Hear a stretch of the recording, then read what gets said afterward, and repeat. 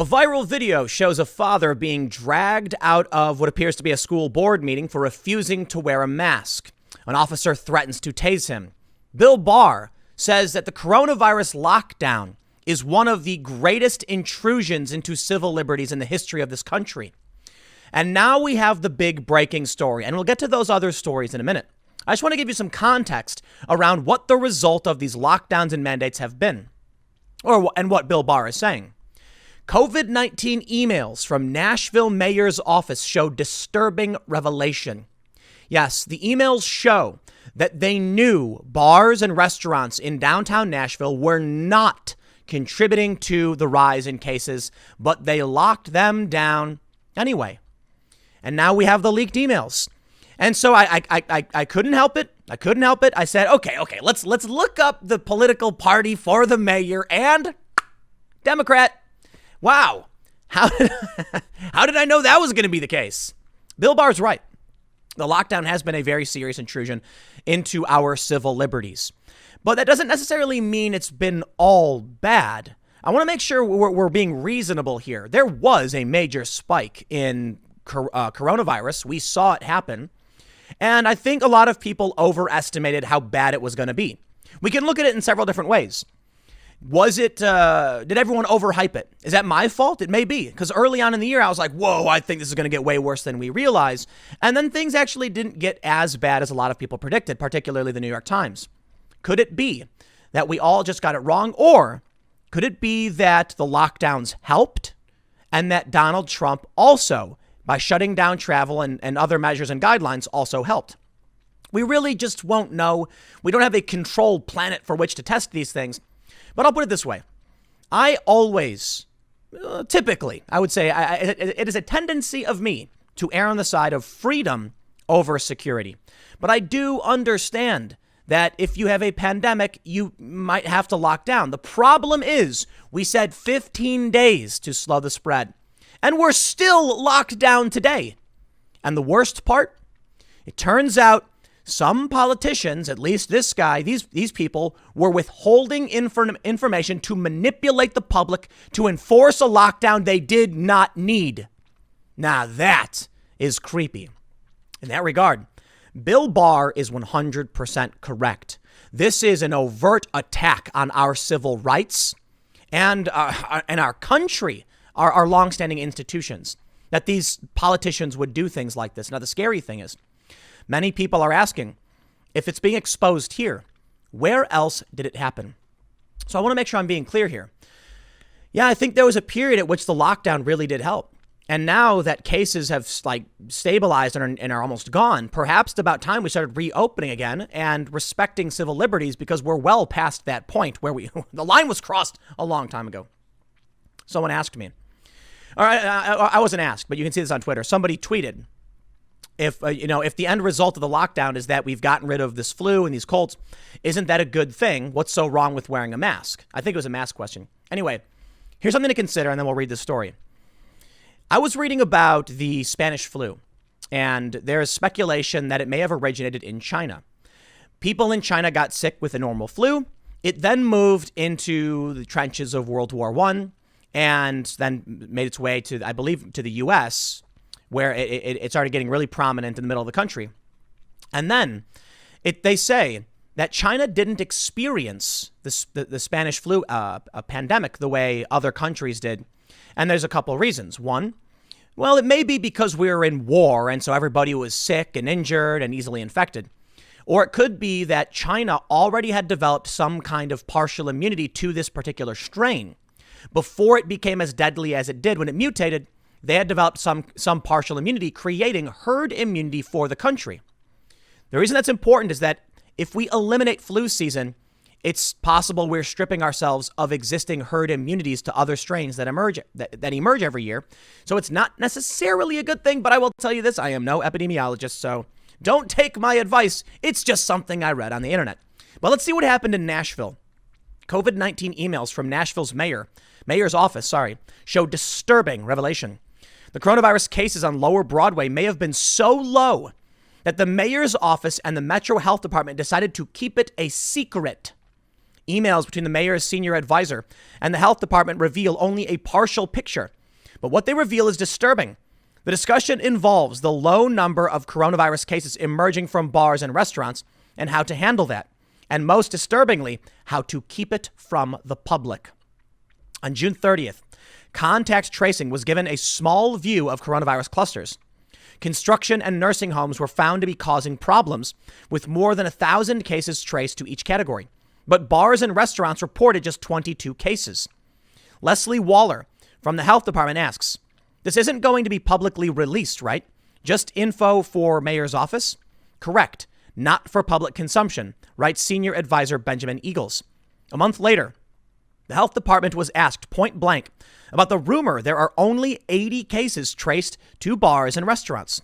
Reporter Nate Rao asks, quote, the figure you gave of more than 80 does lead to a natural question. If there have been over 20,000 positive cases of COVID-19 in Davidson and only 80 or so are traced to restaurants and bars, doesn't that mean restaurants and bars aren't a very big problem? Health Department official Brian Todd asked 5 health department officials, please advise how you recommend I respond. The name at the top of the response is clipped off, but you may find the answer unacceptable. Quote, my 2 cents, we have certainly refused to give counts per bar because those numbers are low per site. We could still release the total, though, and then a response to the over 80 could be because the number is increasing all the time, and we don't want to say a specific number. There it is. We're not going to let the public know that they can have their bars and restaurants. Why then are they mandating these things get shut down? There is a piece of this puzzle that is missing. You see, if it was really about the interest of public safety, if they were really acting in the interest of public safety, well, they wouldn't need to manufacture a lockdown of these bars and restaurants, right? Because the data shows it was safe. So what was the real reason they locked this down? I wonder. Neither the health department nor the mayor's office would confirm the authenticity of the emails, but council member Steve Glover had a Metro staff attorney inquire. Here's the official answer, quote, I was able to get verification from the mayor's office and the Department of Health that these emails are real, the staff attorney answered. Glover says this is Metro Nashville orchestrating a cover-up. They are fabricating information, Glover said. They've blown their entire credibility, Dennis. It's gone. I don't trust a thing they say going forward. Nothing. Glover says he has been contacted by an endless stream of downtown bartenders, waitresses, and restaurant owners asking why would officials not release these numbers.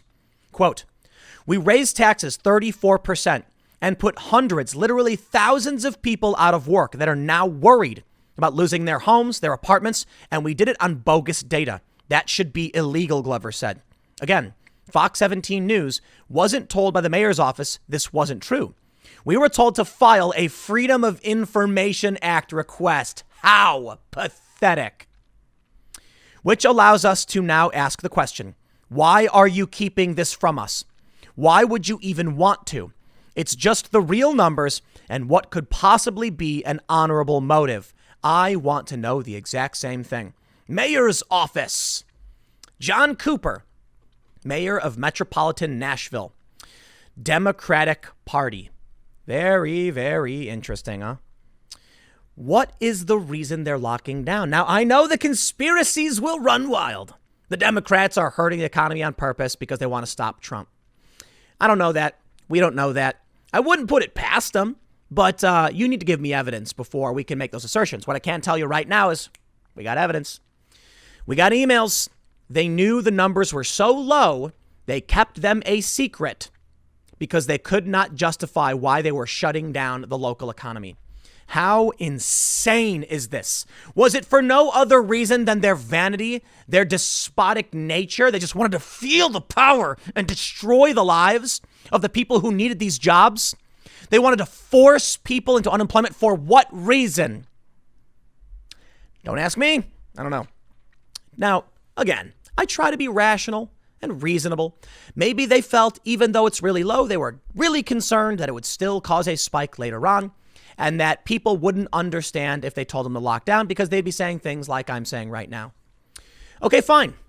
Maybe it really was the right decision to have the lockdown. You know what the wrong decision was? Lying to the public and keeping public information a secret.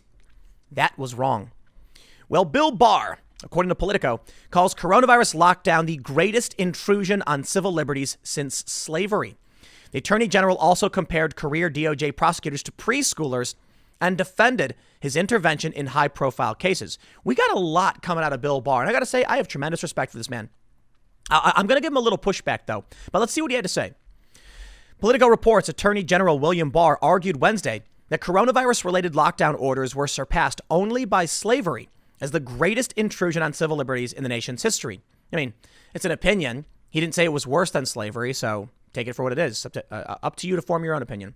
The remarks from the Attorney General came during an event hosted by Hillsdale College, where Barr delivered a speech defending his intervention in high-profile Justice Department cases and comparing career prosecutors to preschoolers. Quote, you know, putting a national lockdown, stay-at-home orders, is like house arrest. It's, you know, other than slavery, which is a different kind of restraint, this is the greatest intrusion on civil liberties in American history, Barr said during a question and answer session following his remarks.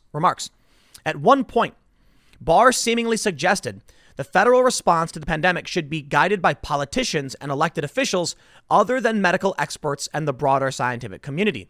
He said, quote, the person in the white coat is not the grand seer who can come up with a right decision for society. A free people makes its decision through its elected representative, he said. Barr has also used the appearance to address the widespread criticism he has faced as the nation's top law enforcement officer for allegedly interfering in criminal cases on behalf of President Donald Trump. Well, we'll read this stuff maybe. We got a lot more to cover in terms of the COVID stuff. But let me just say, you know what? No, actually, Bill Barr's correct. I've said it before. Fauci should not be the dictator on what we do in this country. And I'll give you a simple analogy, I suppose. Fauci sees... I'll just tell you literally what happened. I'll tell you, Fauci sees the virus and says, as a medical expert, we're going to see a lot of death. You need to do these things, lock down the country to prevent that death. He presents that to the media and the media starts screaming, whoa, lock it all down, shut it all down, screaming. Their pants are on fire. They're running around in circles like, blah, blah, blah. Meanwhile, the words of Fauci make their way to a politician. And the politician looks at the bigger picture and says, okay, if we do this, what happens? And the economist steps in and says, I dare say, if we lock down, we'll lose more people to poverty than we would to the virus itself. And that's why the doctors, the scientists, shouldn't be the end-all be-all dictator on what we do. We, of course, listen to science. But then they all made fun of, but the economy, but the economy. Okay, do you have any idea what I think it was the UN said? Something like a 250 million people could starve to death because the economy was shut down? Because people rely on our household management, that's what economy means, to bring food to the table. People will starve. And there are some people who can't work, and they rely on the system functioning so they can stay alive. The politician then decides, looking at the data, what is going to be worse. And as it turns out, the lockdown was predicted to be worse. So what do we get? 15 days to slow the spread?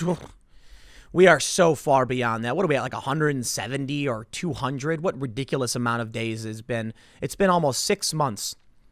So yeah, 170, 180. So much for slowing the spread. Now it's no one can do anything until there's a vaccine. And Bill Barr's right. It is like house arrest. Many people in these cities live in cubicles. These studio apartments they live in, they don't spend that much time in them because they go home, they go to sleep, they wake up, they leave. They spend their time outdoors and in offices. Well, now they're locked in their cubicle apartment. They're ordering food and not being able to go outside. And you do that for months, and finally people are gonna snap. So what are we seeing? People are snapping.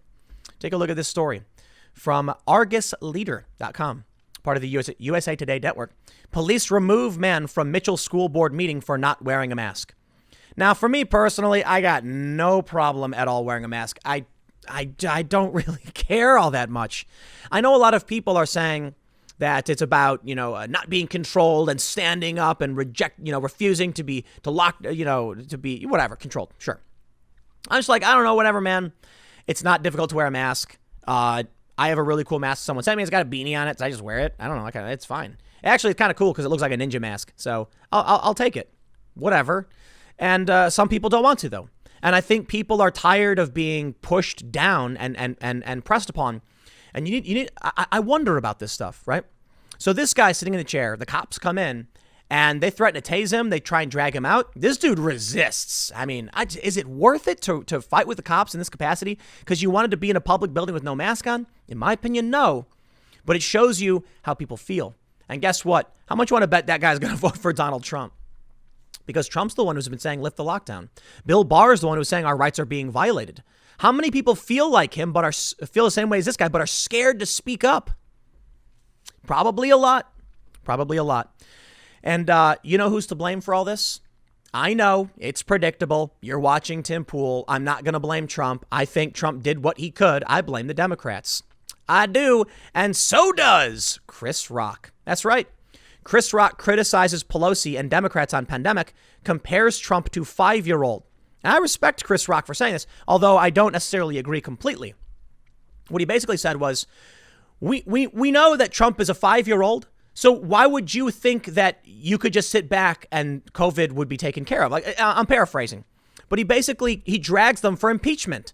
He's like, we can blame Trump, sure, fine, but he's the 5-year-old in the room. Where's the adult who's supposed to be doing their job and solving these problems? Right. If they want to complain that Trump is a moron and incompetent, all they're doing is proving they wasted their time instead of doing what needed to be done. They wanted to impeach him. It's the stupidest thing ever. It's the last year of his first term. And they were like, we got to have an impeachment. Meanwhile, while they were doing their mock show trial, for whatever reason, waste of time, nobody even remembers what happened on impeachment. Do you even remember why he was impeached? Now, I know many of you probably do, but I'm sure there's some people going, what was Trump impeached for again? He had a phone call with Ukraine and was concerned about a video on Twitter. What is this? So Donald Trump, early on, shuts down travel. That's why I disagree with Chris Rock. What should the president have done? He shut down travel. It's a virus, right?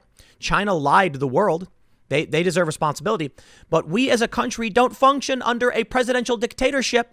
That's not how it works. The governors are responsible for their states and the mayors for their cities. Trump has federal jurisdiction, not state jurisdiction. He can't pardon people at state level. He can pardon people at the federal level. They don't seem to understand this. So when the pandemic's coming, Trump says we're going to do these things for national security. Borders get locked down. Travel gets suspended. Here are the guidelines.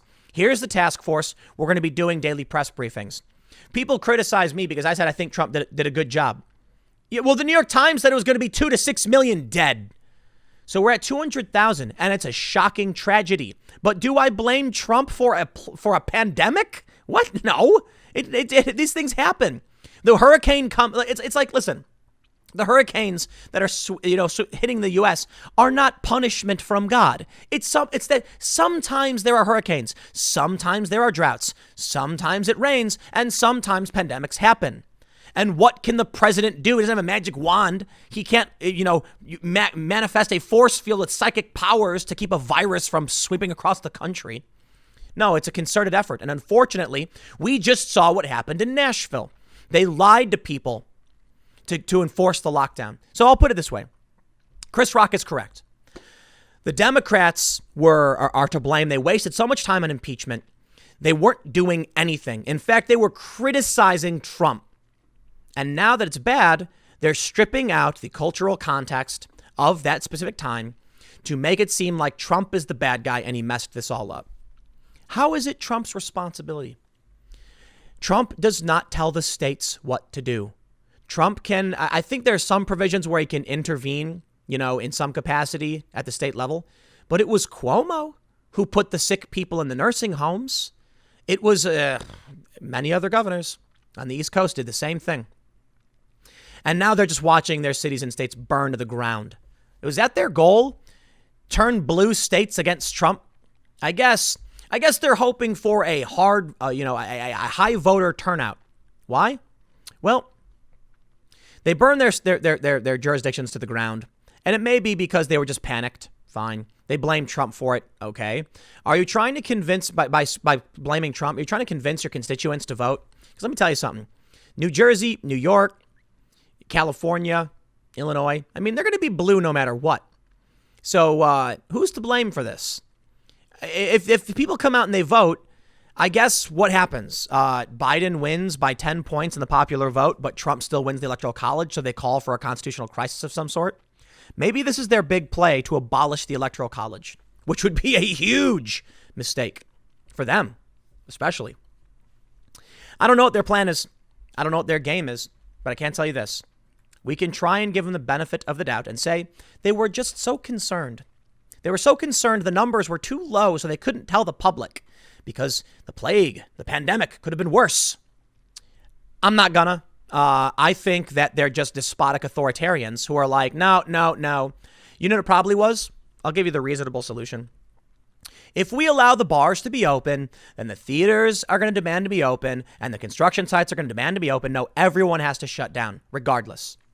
And so they sacrificed the jobs of so many people and the livelihoods of so many people because they just wanted to be fair and they didn't want to cause a panic. Whatever. There it is. I'll leave it there. Next segment's coming up at 4 p.m. at youtube.com/Timcast. It is my main channel, a different channel from this one, and I will see you all then.